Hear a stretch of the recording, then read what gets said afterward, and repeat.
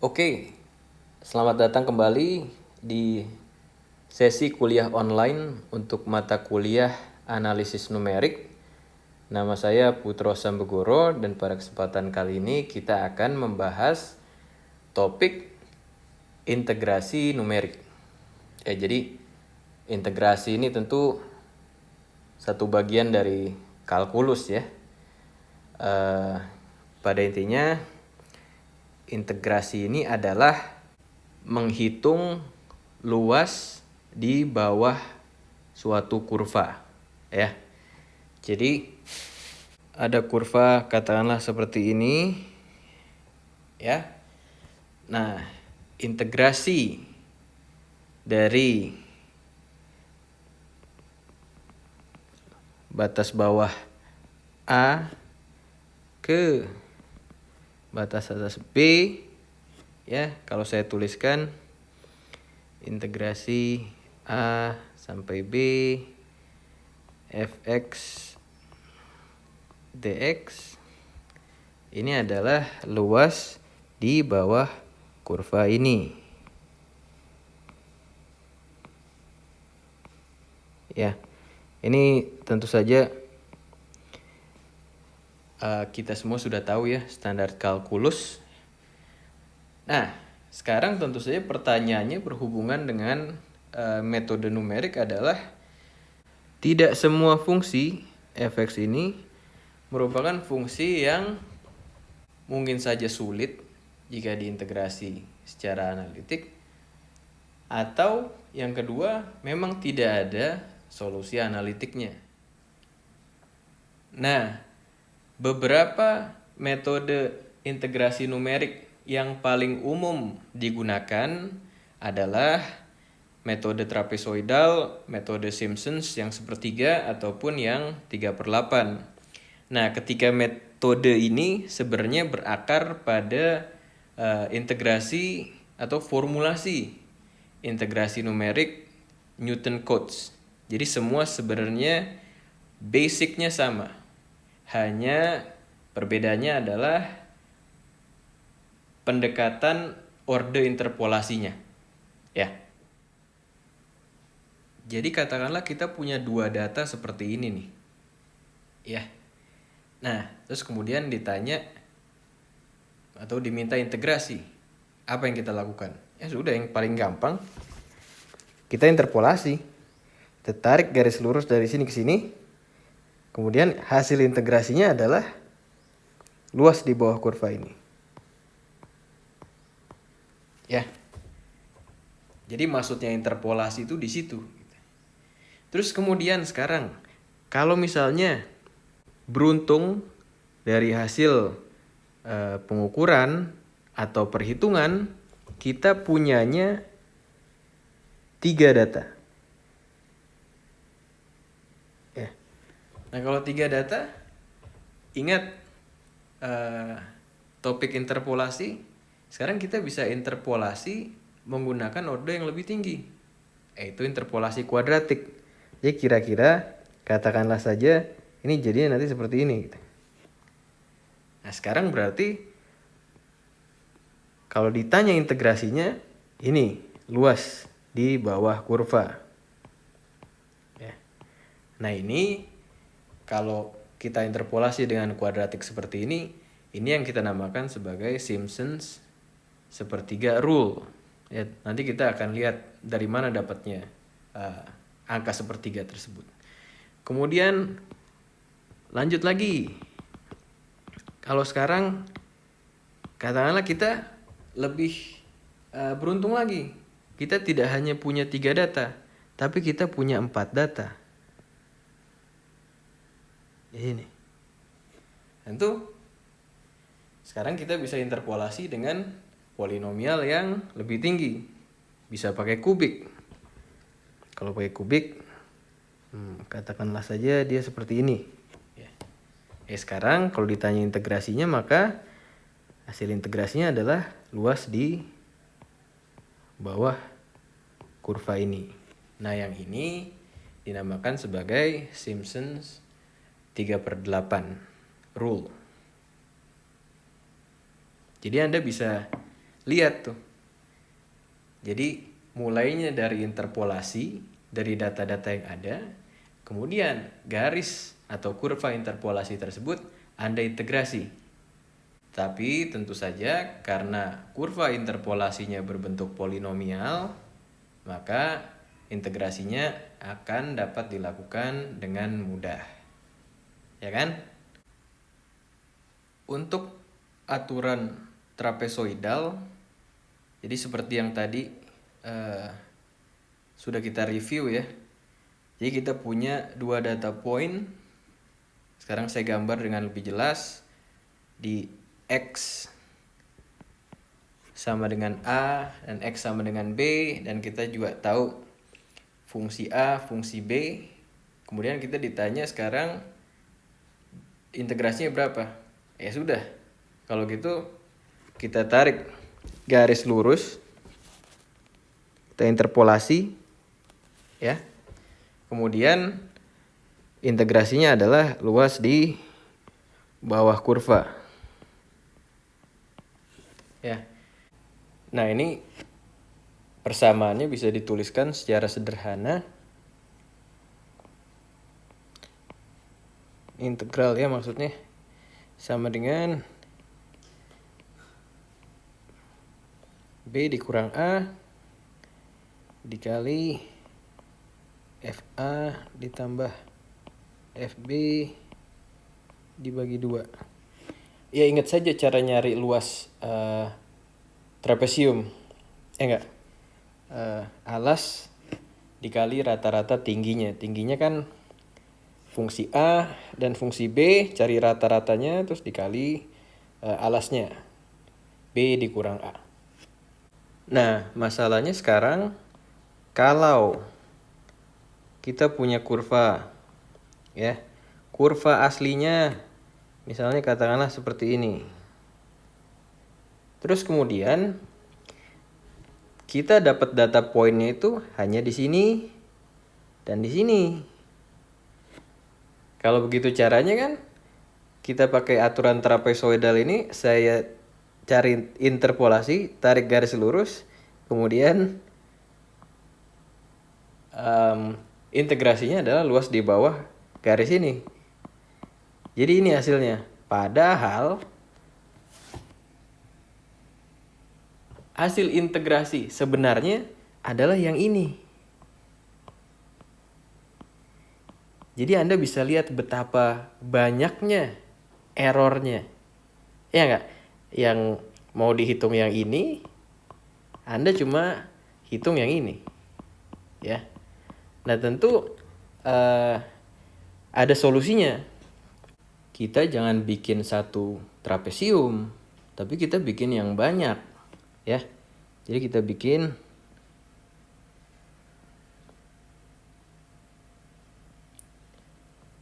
misalnya beginilah ya. Jadi kita mulai ini dari X0, ini XN. Nah, terus kemudian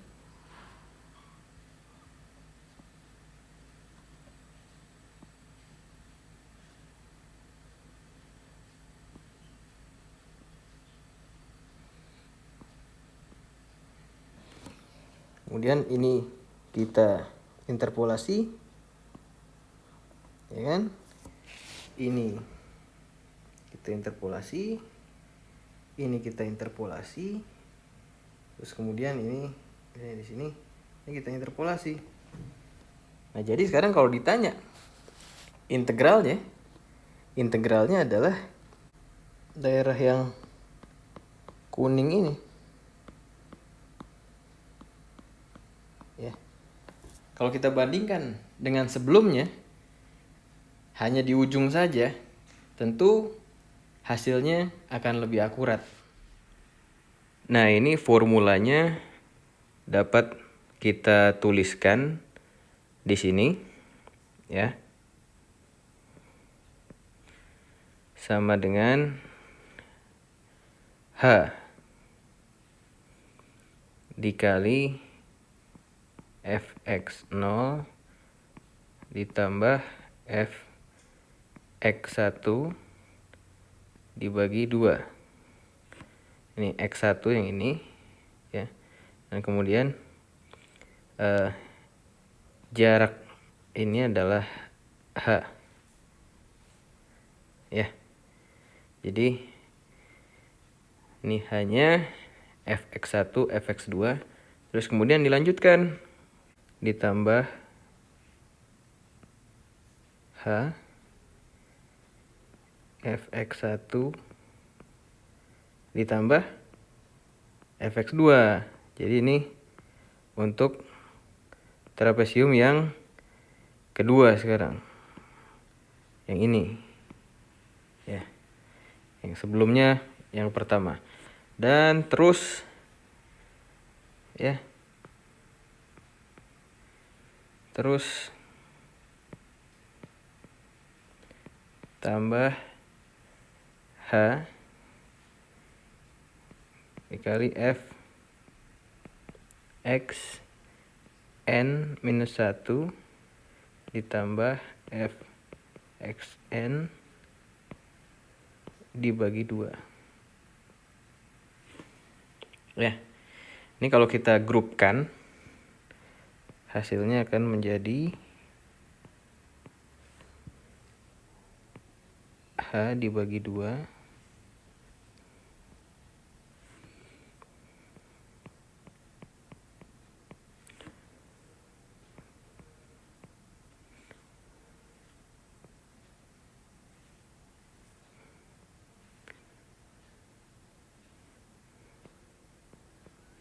N-1 dari 1 dari X1 sampai Xn-1 XI berarti I sama dengan 1 gitu ya, tambah F Xn, terus ini kita ya, ini yang di ujung ini 2 ini yang di ujung ini kan dia dihitungnya sekali. Nah yang interior nodes yang ini coba pakai warna merah.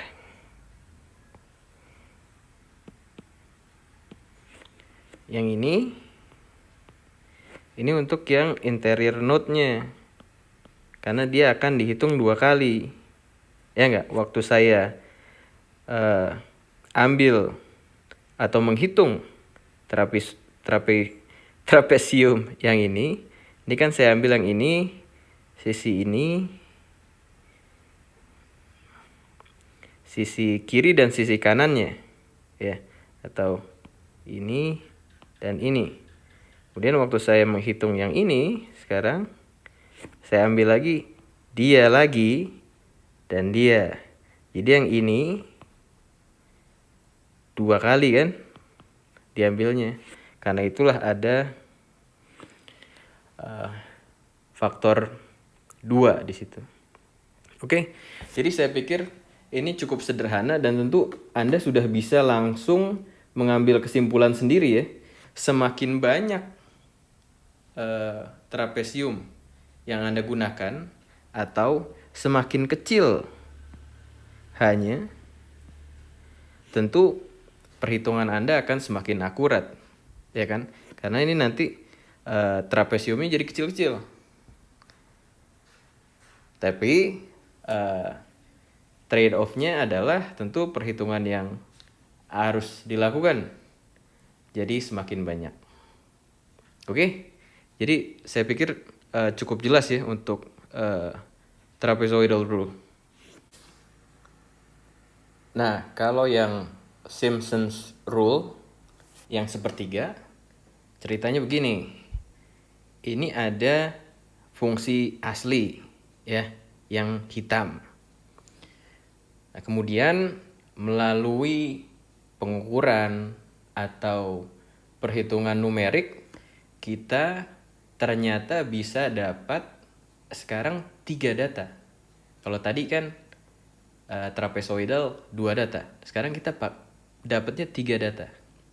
Nah, karena 3 data, tentu dari pembahasan interpolasi, kalau ada 3 data kita bisa interpolasi menggunakan interpolasi order 2 kuadratik. Ya.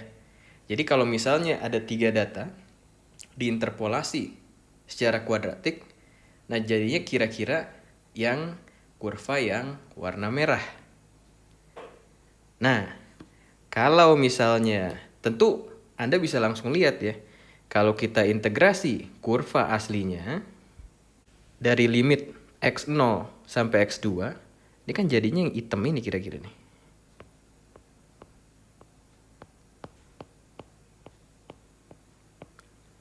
Ya, dari sini sampai, sampai sini aja. Dari sini sampai sini. Ya. Nah, sedangkan kalau kita integrasi kurva interpolasinya yang merah, kan jadinya yang ini. Jadi Anda underestimate di sini, ya, di sini, dan Anda overestimate di bagian yang ini. Tentu saja akan ada errornya, tetapi ini tentu masih lebih baik dibanding kalau misalnya kita gunakan interpolasi linear untuk trapezoidal. Jadinya kan nanti yang hijau ini jadinya. Ya. Terus integrasinya ya udah di bawah yang hijau ini. Ya.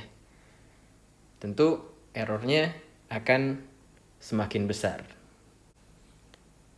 Sekarang kita fokus ke kurva yang merah lagi ya. Kita mau mengintegrasi kurva yang merah sekarang. Ya. Itu kan kalau kita seperti biasa, integrasi sama dengan dari, kalau di sini dari x0 sampai x2. Ya. F ada subscript 2-nya karena dia order 2, interpolasi order 2 parabolik fungsi x dx. Nah, ini yang paling gampang, fungsi interpolasi kuadratik ini direpresentasikan menggunakan polinomial Lagrange. Ya, coba rujuk lagi video yang satu lagi ya, tentang bagaimana menulis Lagrange polinomial. Kalau saya tuliskan, dia nanti akan menjadi seperti ini. Ya, masih ingat ya? Silakan dibuka lagi video tentang polinomial Lagrange-nya. Nah, kalau misalnya ini kita lakukan integrasi, ya ini kan sederhana sebenarnya, polinomial order 2, terus kita lakukan manipulasi matematis, maka ini nanti dapat kita tuliskan sebagai H dibagi 3 dikali 1 kali ini, 2 kali ini, 4 kali ini, dan 1 kali yang ini. Ya, jadi begitu ya. Nah, H itu apa? Sekali lagi, H itu adalah panjang ini. Ini H. Ini H. Ini juga H. Jadi ini panjang atau jarak antara X1 dan X0 atau X2 kurang X1, sama saja ya. Jadi, tapi sekarang kita lihat nih, ini kan beda sama yang tadi, yang trapezoidal. Kalau trapezoidal, dia cuma ada satu. Ya, cuma ada satu. Ini data pertamanya, data kedua, terus kita kasih garis linear. Ya, ini X0, ini X1. Ini Fx0, ini Fx1. Kalau di sini ada 3 nih, ada X0, X1, dan ada X2. Ya, jadi beda. Sepertiga rule namanya ini, ya, itu tentu saja dapatnya dari sini karena ada H/3-nya. Ya. Oke. Kemudian seperti pada waktu pembahasan metode trapezoidal, kita juga bisa lihat di sini tentu akan ada errornya. Ya. Yang di sini dia underestimate, yang ini kurva interpolasinya overestimate. Nah, hal ini atau error ini bisa kita perkecil, tentu dengan cara memperkecil jarak H ini, ya. Jadi kalau ini kan titiknya ada 3 nih, tapi andai dengan suatu misalnya kita lebih beruntung ya, kita punyanya nggak cuma 3, tapi kita bisa dapat 5 data. Kalau 5 data, kita bisa interpolasi jadi seperti ini.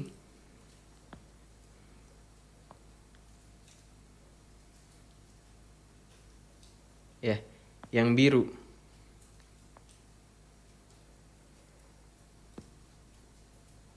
Ya, yang merah itu titik yang tadi. Nah, sekarang kita cukup beruntung, kita bisa tambah 2 data poin lagi, yang biru. Nah, kalau ada 5 data seperti ini kan bisa kita potong-potong sekarang. Ya enggak? Jadi dari X0 sampai X2 itu dengan interpolasi yang pertama, terus kemudian X2 hingga X4 itu interpolasi yang kedua. Tentu ini hanya untuk menunjukkan ide bagaimana kita menggunakan Simpsons sepertiga rule ini untuk segmen-segmen spasi yang lebih banyak. Ini tentu bisa di extend sampai n gitu, ya. Dan ini tentu saja formula integrasinya akan sama, ya. Kalau saya tuliskan, maka bentuknya akan jadi seperti ini, ya. Nah, ini cukup sederhana. Term yang ini untuk interpolasi section yang pertama, yang ini untuk section yang ini, kemudian terus ini bisa saya perkecil terus H ini, ya enggak? Kalau H-nya itu sangat kecil, nanti jumlah elemennya jadi akan sangat banyak kan, sampai n. Jadi kalau saya tuliskan sampai n, jadinya term yang ini. Kemudian kalau saya kumpulkan, jadinya yang ini. Nah, sekali lagi ini tidak perlu dihafal ya, cukup dimengerti. Kalau Anda mengerti, hanya ingat ini H/3, terus di sini 1, 4, 1, harusnya bisa. Oke? Nah, hal lain adalah harus diingat bahwa untuk metode Simpsons sepertiga rule ini, itu jumlah elemennya itu harus genap, ya. Kenapa genap? Karena ingat, setiap section dari interpolasinya itu akan terdiri dari dua elemen yang ini sama elemen yang ini, ya. Terus kemudian interpolasi section berikutnya elemen yang ini dan elemen yang ini. Oleh karena itu, jumlah elemen totalnya harus selalu genap. Kalau ganjil, nggak bisa dia. Oke, jadi demikian kira-kira penjelasan tentang Simpsons sepertiga rule. Saya pikir cukup diskusi kita kali ini untuk topik integrasi numerik. Saya harap ini bermanfaat dan sampai jumpa di sesi selanjutnya.